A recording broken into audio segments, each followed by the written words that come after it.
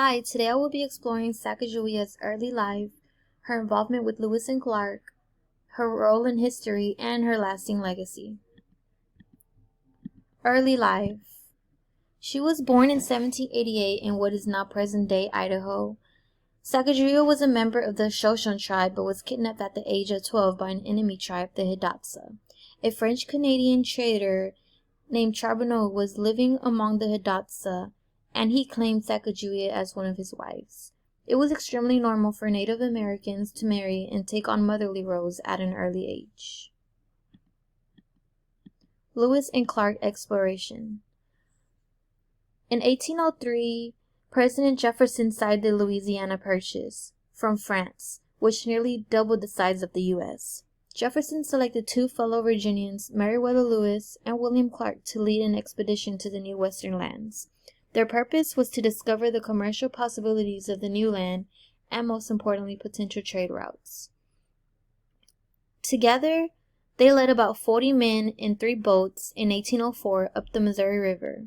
During the winter months, Lewis and Clark built an encampment, Fort Mandan, near the Hidatsa villages, where Charbonneau and Sacagawea were living. The men reached the Hidatsa settlement in what is present-day North Dakota. In 1805, after delivering her son, the crew, along with her baby and Charbonneau, headed west to begin their exploration. At the age of 17, with her son on her back, Sacagawea and the men left Fort Mandan to travel thousands of miles. Her role in history. During the winter of 1804, Lewis and Clark built a camp near the Hidatsa village, where Charbonneau and Sacagawea were living. Her husband proposed for the men to hire him, as both of them would be able to contribute language and navigation skills.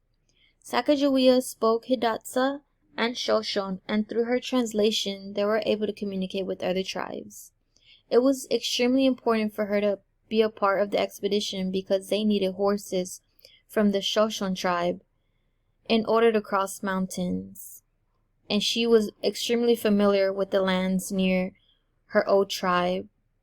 She was also skilled at finding edibles and medicinal plants, and through her knowledge, the men were able to ration out their food, which helped them survive longer, and also giving them needed vitamins and nourishment.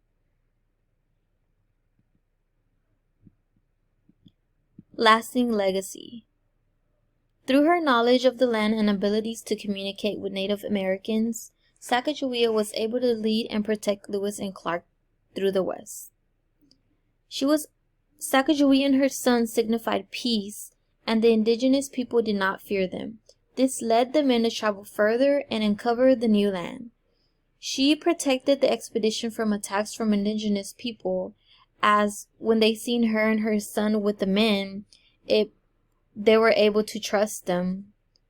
She also should be remembered for her bravery and selflessness throughout her life. There was an instance where Charbonneau was steering a boat through choppy waters, causing the boat to tip sideways and fill with water. The expedition's valuable supplies fell into the water, and Sacagawea stayed calm, which allowed her to rescue many things that fell, like instruments, journals, medicines, and clothing. Without these supplies, the expedition would have been in trouble. And without her help throughout the exploration, the men would have never survived for as long as they did.